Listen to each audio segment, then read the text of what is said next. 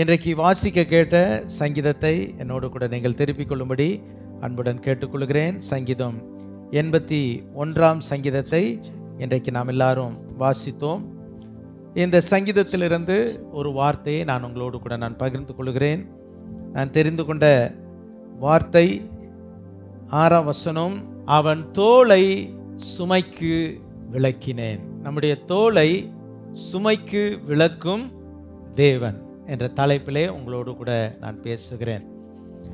தோள் என்பது எதையும் தாங்கக்கூடிய, சுமக்கக்கூடிய ஒரு உறுப்பு. நம்முடைய சரீரத்திலே பொதுவாக எதையுமே நாம் எதில் தான் சுமப்போம்? தோல்னது சோல்டர்னு சொல்லுவாங்களே, சோல். அந்த காலத்தில் பிள்ளைகளை சமைப்பாங்க, மூட்டைகளை சமைப்பாங்க, எதுவானாலும் சுமக்கக்கூடியது.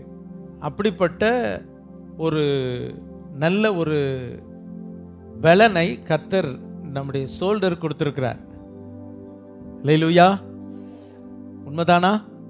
அப்போ அந்த சோல்டரில் பெயின் வந்துருச்சுன்னா என்ன சொல்லுவோம்? ரொம்ப கஷ்டப்படுவோம், ஐயோ என்னால் சுமக்க முடியல அப்படின்னு சொல்லி. அப்போது இந்த சோல்டரில் கர்த்தர் நல்ல பலன் தருகிறார். ஆனால் இந்த சோல்டரில் நம்மளை அறியாத சில பாரங்கள் நம்மில் வந்து விடுகிறது. ஆகவே இன்றைக்கு செய்தி என்ன?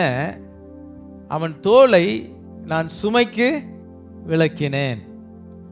அப்போ நம்ம தோளில் நாம் சுமக்கக்கூடாத சில பாரம் எது, ஆண்டவர் விலக்கக்கூடிய அந்த பாரங்கள் என்ன அப்படின்னு பார்த்து இன்றைக்கு நாம் தியானிக்க போகிறோம். இறுதியாக ஜெபிக்க போகிறோம். எத்தனை பேர் கர்த்தருடைய வார்த்தைகளை கேட்க ஆர்வமாக இருக்கிறீங்க? ஆமேன். என்னோடு கூட பேசுன்னு சொல்லணும். ஆமேன். சாமுவேல் சொன்னார், சொல்லும் கர்த்தாவே அடியேன் கேட்கிறேன். அப்போ நம்ம தேவனுடைய வார்த்தையை அவளோடு கூட கேட்கும் பொழுது அது நமக்கு மிகுந்த பிரயோஜனத்தை தரும். கர்த்தருக்கு மகிமை உண்டாவதாக. 3 விதமான சுமைகளை உங்கள் முன்பதாக நான் வைக்க விரும்புகிறேன். முதலாவது, இந்த நாம் சுமக்கக்கூடாது, நம்ம கர்த்தர் விளக்கும்படியாக நம்முடைய தோளில் இருக்கிற முதல் சுமை சங்கீதங்களின் புஸ்தகம் 38ஆம் சங்கீதம் 4ஆம் வசனம். வாசிங்கள். 38ஆம் சங்கீதம் 4ஆம் வசனம். என் அக்கிரமங்கள் என் தலைக்கு மேலாக பெருகிற்று, என்னுடைய அக்கிரமங்கள் என் தலைக்கு மேலாக பெருகிற்று, அவைகள் பார சுமையை போல, அவைகள் பார சுமையை போல என்னால் தாங்கக்கூடாத பாரமாயிற்று. என்னால் தாங்கக்கூடாத பாரமாயிருக்கிறது. இப்போ பாரத்தை சுமக்கக்கூடிய இந்த தோள்களிலே சுமக்கக்கூடாத ஒரு பாரம் நம்முடைய முதுகிலே வந்து இருக்கிறது, நம்முடைய ஷோல்டர்ல, தோல்ல வந்து இருக்குது. சங்கீதக்காரன் எழுதுகிறார், இது என்ன சுமை? அக்கிரம சுமை, அக்கிரமம் அல்லது பாவம் என்ற ஒரு சுமை. நன்றாய் கவனிக்கணும். நம்ம எல்லாருமே இந்த உலகத்திலே வாழ்கிறோம். ஆனால் நாம் எல்லாரும் பிரித்தெடுக்கப்பட்டவர்கள், இந்த உலகத்திலிருந்து பிரித்தெடுக்கப்பட்டவர்கள். ஆலயத்துக்கு வருகிறவர்கள் யார் அப்படின்னா, இந்த உலகத்தின் மக்களைப் போல அல்ல. கர்த்தர் நம்மை ரட்சித்து வேறுபடுத்தி நம்மை இந்த மாதத்தில் நாம் தியானிக்கிற வார்த்தை என்ன? யாத்திராகமம் 19ஆம் அதிகாரம் 5ஆம் வசனம். நீங்கள் எனக்கு சொந்த சம்பத்தாய் இருக்கிறீர்கள். இந்த உலகத்திலிருந்து கர்த்தர் நம்மை வேறுபடுத்தி அவருடைய சம்பத்தாக நம்மை தெரிந்தெடுத்திருக்கிறார். அப்போ தேவனால் தெரிந்தெடுக்கப்பட்ட, அவருடைய சம்பத்தாய் இருக்கிற, அவருடைய சொத்தாய் இருக்கிற தேவனுடைய பிள்ளைகள் இந்த ஆலயத்திற்குள் வந்த பிறகு, ஆண்டவரை ஏற்றுக்கொண்ட பிறகு நம்முடைய வாழ்க்கை எப்படி இருக்க வேண்டும் அப்படின்னா, இந்த அக்கிரமம் என்ற சுமை நம்முடைய வாழ்க்கையில் வரக்கூடாது. எனக்கு அநேக நேரங்களில் ஆலயத்துக்குள்ளே வந்த பிறகும் இந்த அக்கிரமம் என்ற இந்த பாவத்தை, இந்த அநியாயத்தை, அக்கிரம காரியங்களை அநேகர் செய்து கொண்டிருப்பது உண்டு, சுமந்து கொண்டிருப்பது உண்டு. வேதத்தில் நீங்கள் பார்ப்போமானால் இந்த அக்கிரமம் என்னென்ன வடிவுகளிலே, எந்த ரூபங்களிலே வருகிறது அப்படின்னா, வாசித்து பார்க்கும் பொழுது சங்கீதங்களின் புஸ்தகம் 66ஆம் சங்கீதம் 8ஆம் வசனத்தை வாசிங்கள். மன்னிக்கவும், 18ஆம் வசனம். மன்னிக்கவும். என் இருதயத்தில் அக்கிரம சிந்தை கொண்டிருந்தேன், ஆனால் ஆண்டவர் எனக்கு செவி கொடார். பாருங்கள், இந்த அக்கிரமம் முதல் எப்படி வருகிறது? முன்பெல்லாம் ரொம்ப கவனமாக இருப்பாங்க. ஒரு சின்ன தவறுனாலும் உடனே பெற்றோர்கள் கண்டிப்பாங்க, உடனே பிள்ளைகள் திருந்திக் கொள்வாங்க. இப்போ அப்படி இல்லை. இப்போ மனம் போன போக்கில் பிள்ளைகள் போகிறாங்க. வேலை ஸ்தலங்களில் பார்ப்போமானால் பயங்கரமான சோசியல் அப்படிங்கிற ஒரு ரொம்ப சோசியலாக பழகிறோம், ஃப்ரெண்டாக பழகிறோம் அப்படின்னு சொல்லிட்டு தாறுமாறான வாழ்க்கையில் இருக்கிறது. ஆகவே இப்படி இருக்க குடும்பங்களிலே இணைக்கப்பட்டவர்கள், கணவன் மனைவியாக இணைக்கப்பட்டவர்கள், மனைவிக்கு கணவன் உண்மையாக இருக்க வேண்டும், கணவனுக்கு மனைவி உண்மையாக இருக்க வேண்டும். தவறான காரியங்களுக்கு, தவறான சிந்தைகளுக்கு இடம் கொடுக்கக்கூடாது. திருமணமான பிறகு நமக்கு பாவம் செய்ய முடியாது, பாவம் வராதுன்னு நினைச்சிடாதீங்க. திருமணம் ஆன பிறகும் உங்கள் சிந்தைக்குள்ள பிசாசு கொண்டு வருவான். ரொம்ப கவனமாக இருக்க வேண்டும். தாவீது தேவனால் தெரிந்தெடுக்கப்பட்டவர், தேவனால் அபிஷேகம் பண்ணப்பட்டவர். ஆனால் நீங்கள் வேதத்தில் நீங்கள் வாசிப்பீர்கள் என்றால், அவர் யுத்தத்திற்கு போக வேண்டியதற்கு பதிலாக ஒரு நாள் வீட்டில் இருந்தார். அரண்மனை மேலே உலாவினார். கண் அப்படியே போச்சு. குளித்து கொண்டு இருக்கிற ஒரு சகோதரியை பார்த்தார். இச்சை வந்தது, பாவம் வந்தது, பாவம் செய்தார். அப்புறம் அவனுடைய வீட்டில் அந்த பெண்ணுடைய கணவனை கொலை செய்தார், கொலைகாரனாக மாறினார். பாருங்கள், சிந்தை எவ்வளோ டெவலப் ஆகிறது பாருங்கள். யுத்தத்திற்கு போயிருந்தா பிரச்சனை இல்லை, ஆராதனைக்கு வந்திருந்தா வசனம் உங்களை அன்னைக்கு காப்பாற்றிருக்கோம். ஆராதனையே விட்டுடுறோம். நம்ம நினைக்கிறோம் நமக்கு ஒரு நாள் ஆகாரம் போதுமா, ஒரு மாதத்துக்கு ஒரு நாள் ஆகாரம் போதுமா? இல்லை. தினந்தோறும் ஒரு நாளைக்கு 3 வேளை சாப்பிட்றோம், 2 வேளை ஸ்நாக்ஸ் சாப்பிட்றோம், 2 வேளை காஃபி குடிக்கிறோம். நம்ம சரீரத்தை எப்படிலாம் பாதுகாத்துக் கொள்கிறோம். இந்த சரீரம் அழிந்து போகிற சரீரம். இதை விட ஒரு அழியாத ஒரு ஆத்துமா உள்ளே இருக்கிறது. இதற்கு நாம் எவ்வளவு கொடுக்க வேண்டும்? நம்முடைய ஆலயத்தில் ஆண்டவருடைய கிருபையினால் 365 நாட்களும் பிரசங்கம். ஆனால் எத்தனை பேர் அதற்கு கீழ்ப்படுகிறீர்கள்? எத்தனை பேர் அந்த வார்த்தைகளை கேட்கிறீர்கள்? இந்த வார்த்தை தான் நம்முடைய வசனம் என் கால்களுக்கு தீபம், பாதைக்கு வெளிச்சம். 119 சங்கீதம் 9 வாலிபன் தன் வழியை எதினால் சுத்தம் பண்ணுவான், உம்முடைய வசனத்தின்படி தன்னை காத்துக்கொள்வதனால. நீங்க வேத வசனத்தை கேட்டா உங்க வழி சுத்தமாயிரும். இந்த வசனத்தை கேட்காம நீங்க வேற ஒருவர் சொல்ற வசனத்தை நீங்க கேட்டீங்கன்னா அது உங்களை பாவத்துக்குள் நடத்தும். அப்போ அக்கிரம சிந்தை ஆலயத்திற்குள் வந்து கொண்டு இருக்கிறவருடைய வாழ்க்கையில அக்கிரம சிந்தை இருக்கக்கூடாது. இங்க யார்கிட்ட பேசணும், யாரோட அப்படிங்கிற எண்ணம் வரக்கூடாது, தவறான எண்ணங்கள் வரக்கூடாது. உங்களுடைய குடும்ப வாழ்க்கையை அழித்து விடும், சீரழித்து விடும். நல்ல போகிற உங்களுடைய வாழ்க்கை, குடும்பம் உடைந்து விடும், பிரச்சனை வந்து விடும். ஜாக்கிரதையா இருக்க வேண்டும். அக்கிரம சிந்தை.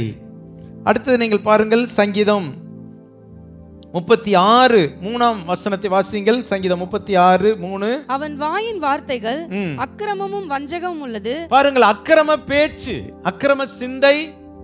சிலருடைய பேச்சு எப்படி இருக்கும்? பேச்சே அக்கிரமமா இருக்கும். சிந்தையில இருக்கிறது யாருக்கு தெரியாது. சிலர் பேசுவாங்க பாத்தீங்களா, அப்படியே ரெட்ட அர்த்தத்தில் பேசுவாங்க, அப்படியே நம்மளை கவர்ந்து இழுக்கிற மாதிரி பேசுவாங்க. ரொம்ப கவனமா இருக்க வேண்டும். பாவத்தின் பேச்சுக்கு இடம் கொடுக்க கூடாது. அப்படி பேசுறாங்களா, ஒரு சகோதரன் அப்படி பேசுறாரா, டக்குன்னு விலகிடணும். ஒரு சகோதரி அப்படி பேச்சில் கொஞ்சம் ஒரு மாதிரி இருக்கிறாங்க அப்படின்னா நாம் விலகிவிட வேண்டும். சில பேச்சுக்கள் அக்கிரம பேச்சா இருக்கும், பாவத்தின் பேச்சா இருக்கும். ஒருத்தர் பேசும்போதே நீங்க புரிந்து கொள்ளலாம். மூன்றாவதாக மத்தேயு எழுதின சுவிசேஷம் 7:23. அப்பொழுது நான் ஒரு காலம் உங்களை அறியவில்லை, அக்கிரம செய்கைக்காரரே. அக்கிரம செய்கை ஒன்று, முதல் அக்கிரம சிந்தை என்று சொன்னேன், இரண்டாவது அக்கிரமமான பேச்சு என்று சொன்னேன், மூன்றாவது அக்கிரமமான செய்கை. அவங்க செய்கை எப்படி இருக்கும்? இதெல்லாம் வளர்ந்துருச்சுன்னா மூணாவது என்னதை வந்துடும்? செய்கையில, சிந்தையில வருது, அப்புறம் பேச்சா மாறுது, மூணாவது என்ன செய்துறாரு? செய்கையில கூட்டிட்டு ஓடிடுறாரு. கவனிக்கிறீங்களா? சிந்தையில உன்னை நினைக்கிறாரு, மெதுவா பேச்சு கொடுக்குறாரு, கொஞ்சம் ஒரு மாதிரி பேசுறாரு, மூணாவது ஆக்ஷன்ல என்ன பண்றாரு? தலைவர் தூக்கிட்டு போயிடுறாரு. வாழ்க்கை நாசமாயிரும். ஆண்டவர் சொல்றார், அக்கிரம செய்கைக்காரரே என்னை விட்டு அகன்று போங்கள் அப்படிம்பாரு.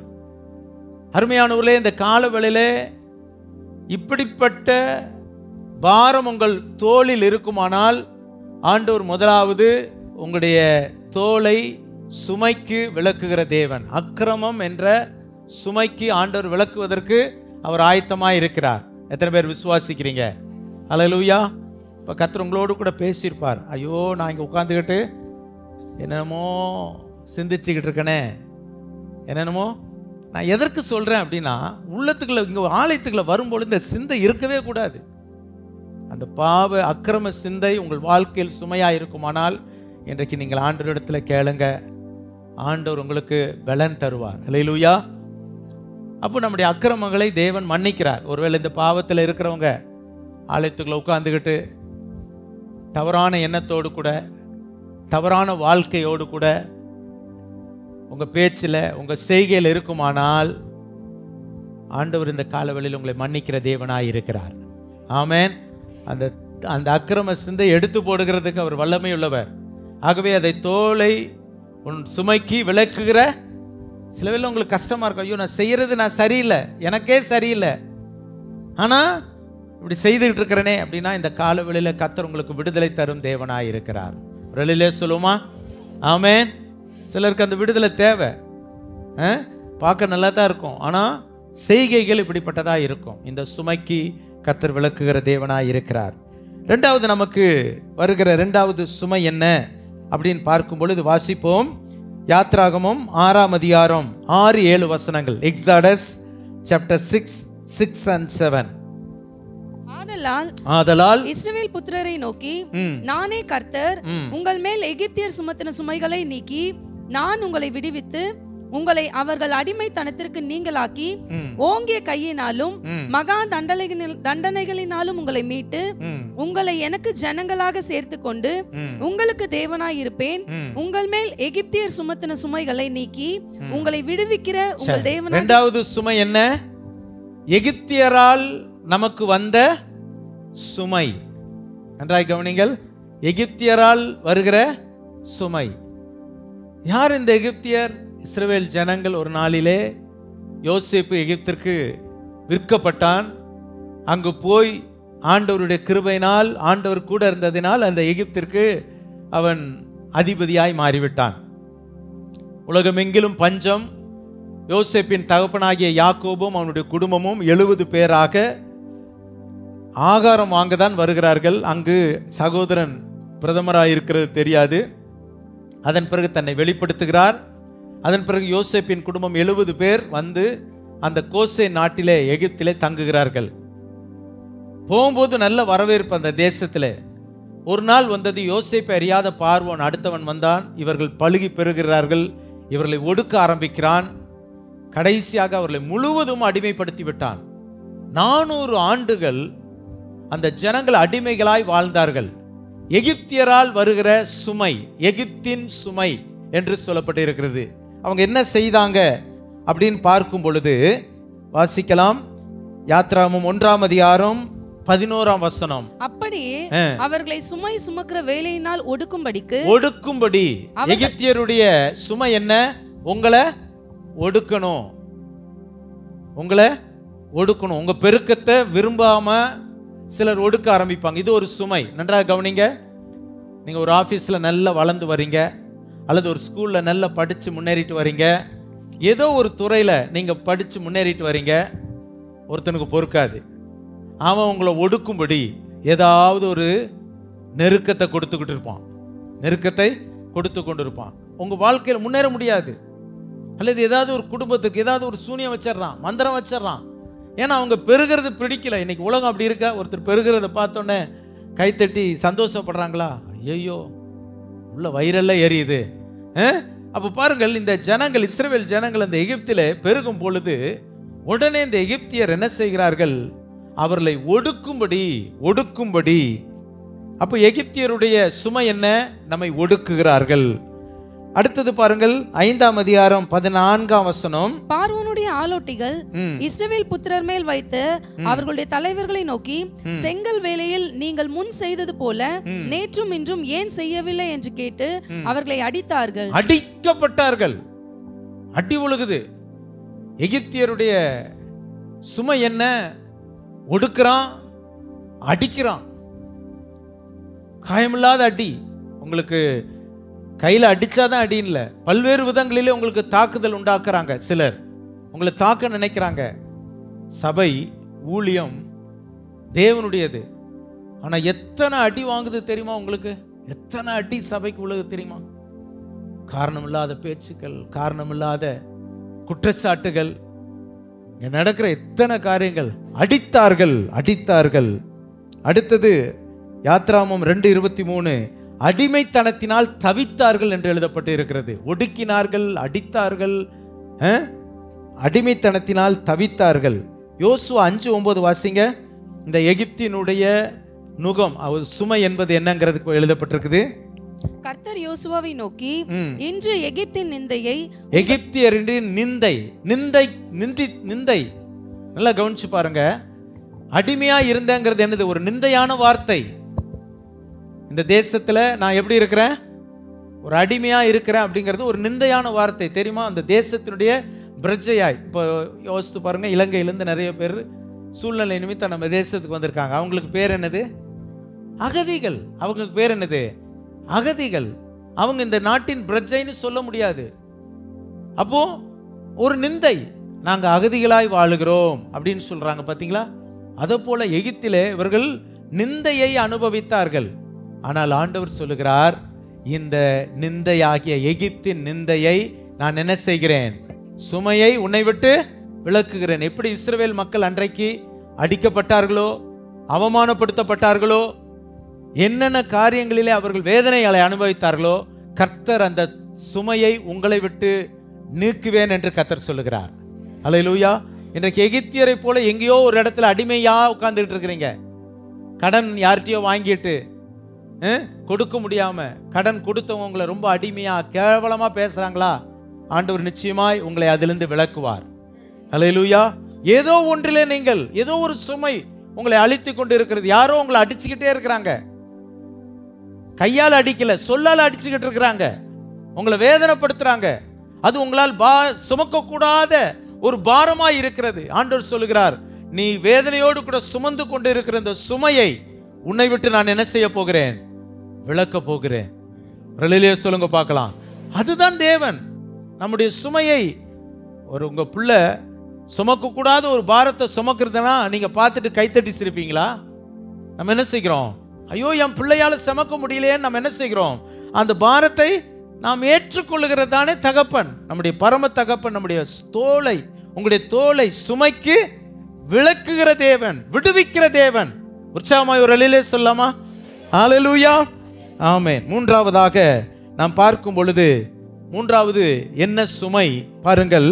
நம்ம எல்லாருக்கும் தெரிந்த வசனம், நம்முடைய ஆண்டவராகிய இயேசு கிறிஸ்து சொன்னார். மத்தேயு எழுதின சுவிசேஷம் 11ஆம் அதிகாரம் 28ஆம் வசனம் வாசிங்க. வருத்தப்பட்டு பாரம் சுமக்கிறவர்களே, நீங்கள் எல்லாரும் என்னிடத்தில் வாருங்கள், நான் உங்களுக்கு இளைப்பாறுதலை தருகிறேன். மூன்றாவது சுமை என்ன? வருத்தம். இளைப்பாறுதலா? இளைப்பாறுதல் தருகிற ஆசீர்வாதம். பாரம் என்னது? வருத்தம். எல்லாரும் சொல்லுங்க, வருத்தம். இந்த வருத்தம் என்பது வருத்தத்தினால் வருகிற பாரம். இதை சுமக்கிற ஒரு கூட்டம். இன்றைக்கு உலகம் எங்கிலும் வாழ்கிற எல்லா மக்களுக்கும் ஏதாவது ஒரு பிரச்சனை. அதனாலதான் ஆண்டவராகிய இயேசு கிறிஸ்து ஒரு அழகான ஒரு வார்த்தையை சொன்னார், வருத்தப்பட்டு. இந்த வார்த்தை வேற யாராவது சொல்லியிருக்காங்களா? அப்படி என்றால் இந்த வருத்தம் எப்படி வருகிறது, எதனால் வருகிறது? புலம்பலின் புஸ்தகம் 5ஆம் அதிகாரம் 5ஆம் வசனத்தை வாசிங்கள். புலம்பல். பாரம் சுமந்து எங்கள் கழுத்து நோகிறது. பாரம் சுமந்தா என்ன ஆகுமாமா? கழுத்து நோகிறது. நாங்கள் உழைக்கிறோம், எங்களுக்கு இளைப்பாறுதல் இல்லை. பாருங்க, கழுத்து நோகுது, என்ன இல்ல? இளைப்பாறுதல் இல்லை. ஆண்டவர் சொல்றாரு, வருத்தப்பட்டு பாரம் சுமக்கிறவர்களே என்கிட்ட வாங்க, நான் உங்களுக்கு என்ன செய்யறேன்? இளைப்பாறுதல் இல்லாதவர்களுக்கு ஆண்டவருடைய வார்த்தை சொல்லுகிறது. உட்கார்ந்து இருக்கிற உங்களுக்கு வருத்தத்தோட பாரம் சுமந்து இளைப்பாறுதல் இல்லையா? ஆண்டவர் சொல்றாரு, நான் உங்களுக்கு இளைப்பாறுதல் தருகிறேன். அப்படி என்றால் இந்த வருத்தம் என்ன வருத்தம்? வாசித்து பாருங்கள். மார்க் எழுதின சுவிசேஷம் 5ஆம் அதிகாரம் 26ஆம் வசனத்தை வாசிங்க. மார்க் 5:26. அநேக வைத்தியர்களால் மிகவும் வருத்தப்பட்டு தனக்கு உண்டானவைகளை எல்லாம் செலவழித்தும் சற்றாகிலும் குணமடையாமல் அதிக வருத்தம். இங்க எத்தனை வருத்தம் வருது? 2 வருத்தம் வருது. ஒண்ணு மிகவும் வருத்தப்பட்டு, அப்புறம் அதிக வருத்தம். நல்லா கவனிக்கிறீங்களா? யார் இவர்கள்? யார் இந்த ஸ்திரீ? 12 வருடம் பெரும்பாடுள்ள ஒரு ஸ்திரீ. 12 வருஷம் தொடர்ந்து பெரும்பாடு, இரத்தப்போக்கு. என்ன செய்ய முடியும்? அநேக வைத்தியர்கள். இந்த வைத்தியத்தை போனா சுகமாகல, அந்த வைத்தியத்துக்கு போறாங்க, அந்த டாக்டர் சொல்றாங்க. ஒவ்வொரு ஆஸ்பத்திரியா ஏறி ஏறி ஏறி இறங்கி ஒரு பக்கம் சுகமும் ஆகல, பணமும் செலவாயிருச்சு. வருத்தத்தின் மேல் வருத்தம், வருத்தத்தின் மேல் வருத்தம். அப்ப இன்னைக்கு வருத்தம் எதனால் ஏற்படுகிறது? வியாதியால், பண செலவாவதுனால. தேவையில்லாம பணம் போகுதுங்க, தேவையில்லாம நான் வட்டி கட்டுறேங்க. இப்போ ஒரு ட்ரெண்ட் என்ன தெரியுங்களா? யாராவது பணம் கேட்டாங்கன்னா உடனே கொடுத்துட்றாங்க. இந்த பணம் வாங்கிக்கோ. இவங்க அந்த அசலை கொடுக்கணும். வேண்டாம் வேண்டாம் வேண்டாம் வேண்டாம், அசல் வாங்க மாட்டாங்களாமா. இவங்க என்ன பண்ணிட்டே இருப்பாங்க? மாசம் மாசம் அந்த வட்டியை வாங்கி வாங்கி இவங்க என்ன லட்டு மாதிரி சாப்பிட்டுட்டு இருப்பாங்க. அவங்களுக்கு 5 வருஷம் அவங்க வாங்கின அசலை விட பணம் கட்டியிருப்பாங்க. ஆனா என்ன பண்ணாது? அசல் என்ன பண்ணாது? குறையாது. அநியாயம் பண்ணாதீங்க. அந்த மாதிரி யாராவது இருந்தா அநியாயம் பண்ணாதீங்க. அவங்களுக்கு எவ்வளோ சீக்கிரத்தில் அவங்க கடன்லேருந்து மீட்கிறதுக்கு வழி பண்ணணும். சிலர்லாம் ஒரு ஒரு குடும்பம் அப்படி கேள்விப்பட்டேன். வாங்கின பணத்தை விட எத்தனையோ மடங்கு கொடுத்துட்டாங்க. ஆனால் நீ அதை வாங்க மாட்டாங்க, முதல்ல வாங்க மாட்டாங்க. அந்த வட்டி மாத்திரம் வாங்கி என்ன பண்ணோம்? அது உங்களுக்கு ஆசீர்வாதமாக இருக்காது. கவனிக்கணும், கவனமாக இருக்கணும். இன்னைக்கு பணம் ஐயோ தேவையில்லாமல் செலவாகுது, தேவையில்லாமல் நான் கொடுக்குறேன்னு சொல்கிறாங்களே பார்த்தீங்களா? அதுதான் அதிக வருத்தம். பணம் செலவாகிறது, குணமாகல. அப்போ இப்படிப்பட்ட ஒரு சூழ்நிலையில அந்த பெண் இயேசு கிறிஸ்துவினுடைய வஸ்திரத்தை தொட்டால் எனக்கு சுகம் உண்டாகும் என்று சொல்லி வஸ்திரத்தை தொட்ட உடனே கர்த்தருடைய வல்லமை புறப்பட்டது, சுகம் உண்டானது. ஹல்லேலூயா. இன்றைக்கு வியாதியினால் நீங்கள் கஷ்டப்படுகிறீர்களா? ஆண்டவர் இன்றைக்கு உங்களுக்கு சுகம் கொடுக்க போகிறார். இலவசமான சுகம். எத்தனை டாக்டர்கிட்ட நீங்க போயிருக்கலாம், எந்த டாக்டரும் கொடுக்காத ஒரு பெரிய டாக்டர் நமக்கு இருக்கிறார். அவர் தான் நம்முடைய வைத்தியர் இயேசு கிறிஸ்து. ஹல்லேலூயா. நானே உன் பரிகாரியாகிய கர்த்தர், வியாதியை உன்னை விட்டு விலக்குவேன் என்று சொன்னார். இந்த உலகத்தில் நமக்கு டாக்டர்ஸ் தேவைதான், பிணியாளிக்கு வைத்தியன் தேவை என்று சொல்லப்பட்டு இருக்கிறது. ஆனால் எல்லாவற்றை விட நமக்கு சுகம் கொடுக்கிறவர் யார் தெரியுமா? நம்முடைய பரம தகப்பன். ஹல்லேலூயா. நம்முடைய தேவன் வியாதியை விலக்குகிற தேவன். இன்றைக்கு உங்களை வேதனைப்படுத்துகிற எந்த வியாதி, அதை கர்த்தர் விளக்க போகிறார். ஆமென். கர்த்தர் சுகம் கொடுக்கிற தேவன். இப்போ இந்த சுமைக்கு நீங்களாக்க பாருங்கள், ஆண்டவர் என்ன செய்தார் என்றால், அவர் நம்முடைய சுமைக்கு நீங்களாக்கி அவர் சுமந்தார். நம்மளை சுமையிலிருந்து எடுத்துட்டு அவர் என்ன செய்தாராம்? சுமந்தார். ஏசாயா 53ஆம் அதிகாரம் 4ஆம் வசனத்தை வாசிங்க. ஏசாயா 53:4. மெய்யாகவே அவர் நம்முடைய பாடுகளை ஏற்றுக்கொண்டு நம்முடைய துக்கங்களை சுமந்தார். 1 பேதுரு 2:24. 1 பேதுரு 2:24. நாம் பாவங்களுக்கு செத்து நீதிக்கு பிழைத்திருக்கும்படிக்கு அவர் தாமே தமது சரீரத்திலே நம்முடைய பாவங்களை சிலுவையின் மேல் சுமந்தார். இயேசு நம்முடைய பாடுகளை சுமந்தார். உங்க தோல்ல இருந்து எடுத்துட்டு அவர் சுமக்கிறாராமா. ஒரு அல்லேலூயா சொல்லுங்க பார்க்கலாம். ஆமென். பார சிலுவையாய் நாம் எல்லாரை விட ஒரு பார சிலுவை இயேசு சுமந்தார். உங்களுக்காக, எனக்காக, நமக்காக அவர் சுமந்தார். அதே வசனங்கள் 1 மத்தேயு 8ஆம் அதிகாரம் 14 வருகிறது, வாசிக்க வேண்டாம். நிந்தையை சுமந்தார், பாடுகளை சுமந்தார், பாவங்களை சுமந்தார். இப்போ என்னெல்லாம் நம்ம சுமந்தமோ, அக்கிரமம் என்ற சுமை சுமந்து கொண்டு இருக்கிறவர்களுக்கு இயேசு பாவத்தை சுமந்தார், பாடுகளை சுமந்தார். நீங்க வியாதி, பண நெருக்கம், கஷ்டம் எல்லாவற்றையும் அவர் சுமந்தார். அல்லேலூயா. அப்ப நம்ம என்ன செய்யணும் சொல்லுங்க பார்க்கலாம். ஒரே ஒரு வசனம், கர்த்தர் மேல் உன் பாரத்தை வைத்து விடு, அவர் உன்னை ஆதரிப்பார். நம்ம பாரத்தை யார்கிட்ட கொடுக்கணும்? கர்த்தர்ட்ட கொடுத்துருங்க. அவர் நிச்சயமாய் உங்கள் தோளை சுமைக்கு விளக்குவார். ஆமென். எத்தனை பேருடைய வாழ்க்கையில் இந்த அற்புதம் நடக்கணும்? எல்லாரும் எழும்பி நிற்போமா? ஜெபம் பண்ணும். நம்முடைய பாஸ்டர்மா நமக்காக ஜெபம் பண்ணுவாங்க. கர்த்தர் உங்களுடைய வாழ்க்கையில் ஒரு அற்புதம் நடக்கும். நிச்சயமாய் உங்கள் சரீரத்தில் பலவீனமாக இருக்கலாம், ஆனால் அதை நீக்குவதற்கு என் ஆண்டவரால் முடியும். அவர் பாவங்களை சுமந்தார். ஆண்டவரே, நான் செய்யறது தவறு, என் அக்கிரமத்தை சிந்திச்சுக்கிட்டு இருக்க தப்பு, என்னை மன்னிச்சிரு ஆண்டவரே, அவற்றை நீ கொடுப்பாய். ஆனால் இன்றைக்கு கர்த்தர் உன் வாழ்க்கையை ஆசீர்வதிப்பார், குடும்பத்தை கர்த்தர் ஆசீர்வதிப்பார். குடும்பத்துக்குள்ள ஒரு சமாதானம் வரும், ஒரு நிம்மதி வரும், சந்தோஷம் வரும். அக்கிரம சிந்தையை உங்களை விட்டு எடுத்து போடுங்க. ஆண்டவர் அதை சுமந்தார், உனக்காக அவர் சுமந்தார், உன் பாவத்தெல்லாம் அவர் ஏற்றுக்கொண்டார். இந்த காலவெளியிலே தேவன் கொடுத்த வார்த்தை, நிந்தையை, எகிப்தின் நிந்தையை சுமந்தார். யாரோ ஒருவர் உங்களை அடிமைப்படுத்திக்கிட்டே பயமுறுத்திக்கிட்டே இருக்கிறாங்களா? இன்னைக்கு கர்த்தர் உங்களுக்கு ஒரு விடுதலை தருகிறார், நிச்சயமாய் தருவார். இயேசு நம்முடைய தேவன் அந்த ஜனங்கள் நிந்தித்த, எகிப்தியரால் நிந்தித்த நிந்தையை ஆண்டவர் ஒரு நாள், ஒரே ராத்திரியில் அவர்களை பணக்காரர்களாக்கினார். வெள்ளியோடும் பொன்னோடும் புறப்பட பண்ணினார். பாலும் தேனும் ஓடுகிற கானான் தேசத்திற்கு வழி நடத்தினார். ஒரு ராத்திரியில் உங்களுக்கு விடுதலை தர முடியும். உங்களுடைய வருத்தம், வேதனை, வியாதி எல்லாவற்றிலும் கர்த்தர் உங்களுக்கு விடுதலை தர முடியும். எத்தனை பேருக்கு இந்த விடுதலை தேவை? இந்த காலவெளியில் அப்பா என்னை விடுதலை ஆக்குங்கப்பா, உம்மால மாத்திரம்தான் எனக்கு தோளை சுமைக்கு விடுவிக்கிற தேவன். ஆண்டவரே, நீர் என்னை தொடும் ஆண்டவரே, ஜெபம் பண்ணுங்க. இப்ப ஜெபம் பண்ணுங்க. கர்த்தருடைய வல்லமை உங்கள் மேல இறங்கும், கர்த்தருடைய தொடுதல் உங்கள் மேல இறங்கும். உங்களை அடிமைப்படுத்தி கொண்டிருக்கிற, பாரப்படுத்தி கொண்டிருக்கிற இந்த சுமையிலிருந்து கர்த்தர் உங்களை விடுதலையாக்க போகிறார். இயேசு கிறிஸ்துவின் வல்லமை இறங்குகிறது. ஹalleluya. Thank you Jesus. Thank you Lord. Hallelujah. நன்றியோடுமே நாங்கள் துதிக்கிறோம் அப்பா.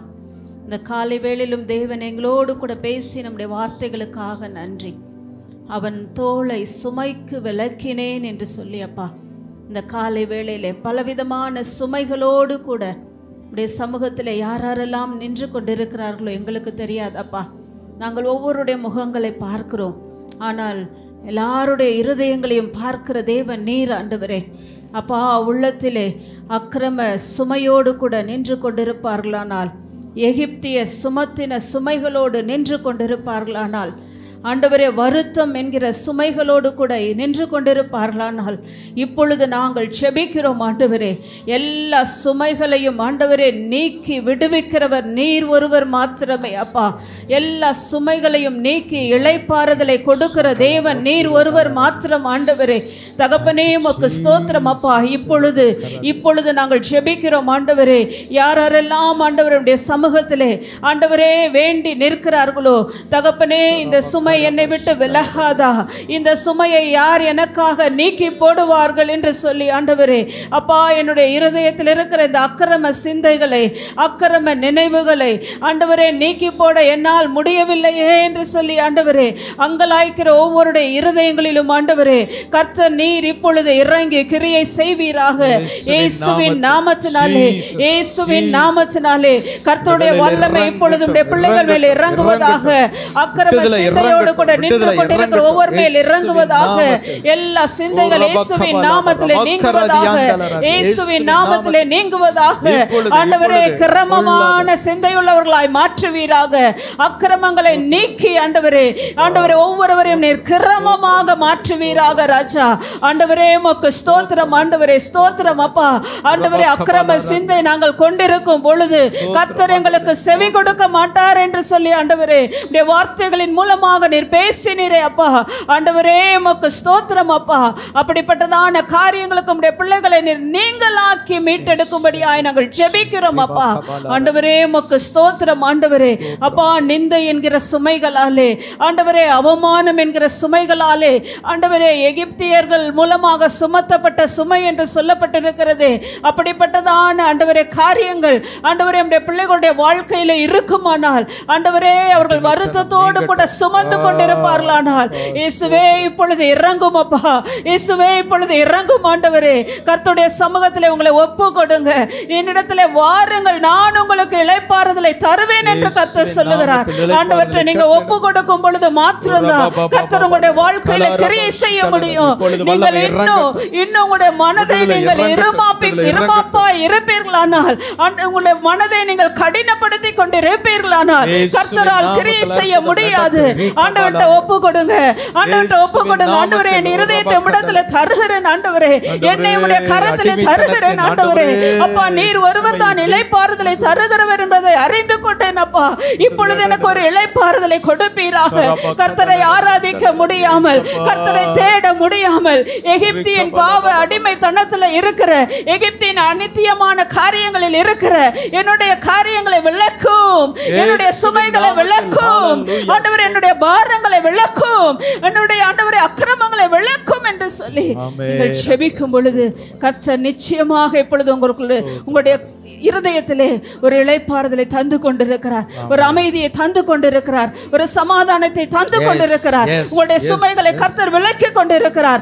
நீங்கள் இப்பொழுது லகுவானவர்களாய் நீங்கள் கடந்து செல்ல போகிறீர்கள். உங்கள் சுமைகள் நீக்கப்பட்டு, உங்களுடைய பாரங்கள் நீக்கப்பட்டு, நீங்கள் மிகவும் லகுவானவர்களாக நீங்கள் கடந்து செல்ல போகிறீர்கள். இயேசுவே உமக்கு ஸ்தோத்திரம் அப்பா.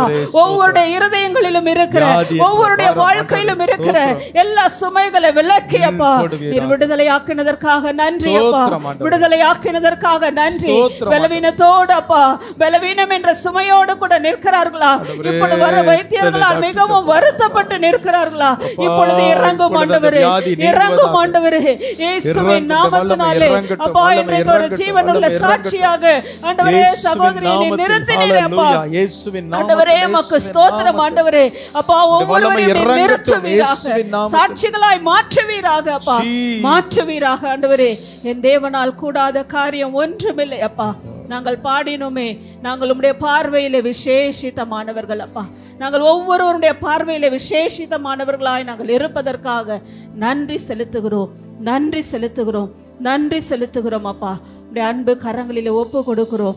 நீர் பொறுப்பெடுத்துக் கொள்வீராக.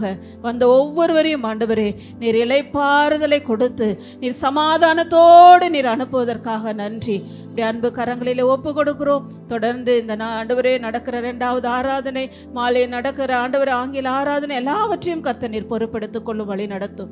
இயேசுவின் மூலம் ஜெபம் கேளும் எங்கள் ஜீவனுள்ள நல்ல பிதாவே. ஆமென். என் ஆத்துமாவே கர்த்தரை ஸ்தோத்திரி, முழுமையோட பரிசுத்த நாமத்தை ஸ்தோத்திரி. ஆத்துமாவே கர்த்தரை ஸ்தோத்திரி. கர்த்தர் செய்த சகல உபகாரங்களை மறவாதே. ஆமென். கர்த்தராகிய இயேசு கிறிஸ்துவின் கிருபையும் பிதாவாகிய தேவனுடைய அன்பும் பரிசுத்த ஆவியானுடைய ஐக்கியம் நம் அனைவரோடும் சதா காலமும் நிலைத்திருந்து காப்பதாக. ஆமென். ஹல்லேலூயா, ஹல்லேலூயா. கர்த்தர் உங்களை எல்லா சுமைக்கும் விலக்கினார். ஆமென். விசுவாசத்தோட போங்க, அற்புதம் நடக்கும்.